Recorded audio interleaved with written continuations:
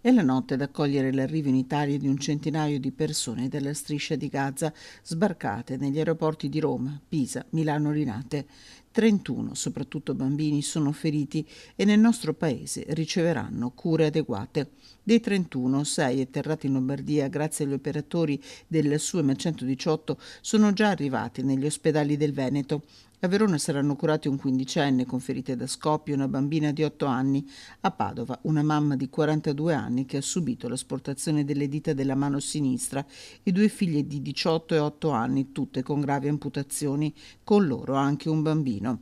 Un'accoglienza che si farà carico di dare ospitalità alle famiglie grazie a una sinergia creata dall'Associazione Sanitari per Gaza e dall'Associazione Padova Abbracci Bambini, che già accoglie 9 piccoli pazienti con le loro famiglie, aiutandoli anche nell'inserimento scolastico e che sta ricevendo tantissimo aiuto dai cittadini.